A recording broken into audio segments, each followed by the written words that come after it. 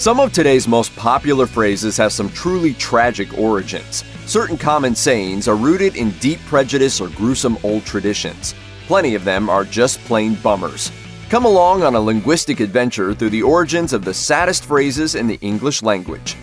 If you've ever called yourself a basket case, figuring that it's just a funny way to explain how stressed out you are about the holidays, get ready for some upsetting news. As with so many terrible things, this phrase was created by war, World War I to be exact. According to the Oxford English Dictionary, American soldiers who lost all 4 limbs were referred to by their fellow troops as basket cases, the implication being that they'd now have to be carried around in a basket. By the mid-20th century, the term also came to describe people living with mental illnesses, usually as a way to ignore their struggles. Essentially, writing someone off as a basket case implies that you're not going to bother paying attention to them or be helpful in any way. No matter how you look at it, the phrase basket case has a history of marginalizing people in pain. This one goes out to all you procrastinators out there. Have you ever spent a long night staring at a glowing screen, praying that a second wind catches you soon? For you folks, the word deadline is already the most depressing entry in the English dictionary. But those deadlines aren't so bad when you compare them to the original deadlines from the 1860s. During the American Civil War, deadlines were literal lines in the dirt rather than metaphorical ones. These boundaries were drawn either in or around Confederate prisons, where captured Union soldiers were kept. If one of the prisoners of war decided to walk over the line, he would be shot. No extensions, no debates. Dead really meant dead. Needless to say, these prisons became infamous for their harsh conditions and poor treatment of soldiers.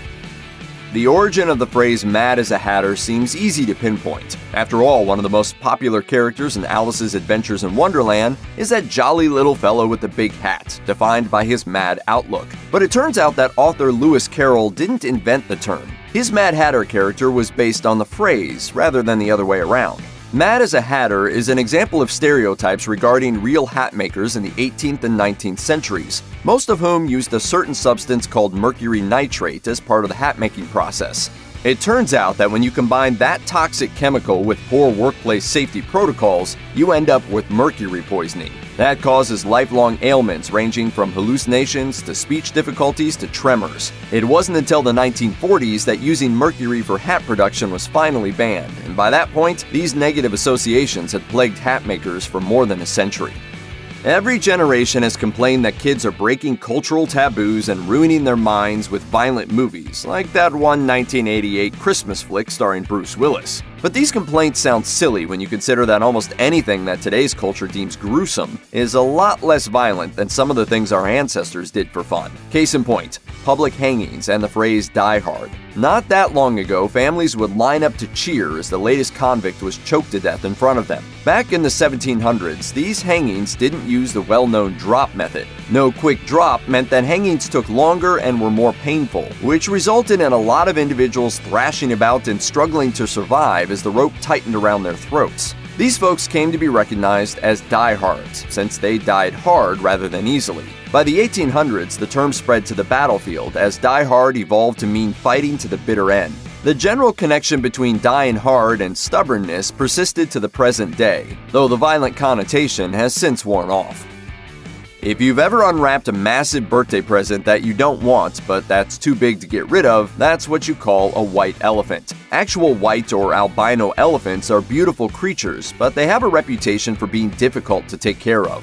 The white elephant metaphor first hit print in the 1850s to describe a rather peculiar custom in Siam, in which the king would reward a difficult subordinate with one of these giant pale animals. Because white elephants were regarded as sacred animals, their owners had to provide access to anyone who wanted to worship them, in addition to special food, care, and maintenance. In other words, if the king of Siam gave you a white elephant, he was trying to make you go bankrupt. It's hard to say if this sort of exchange actually happened, but the myths surrounding it definitely inspired the phrase, thus giving us a handy way to describe those ugly presents that will be occupying too much space for years to come.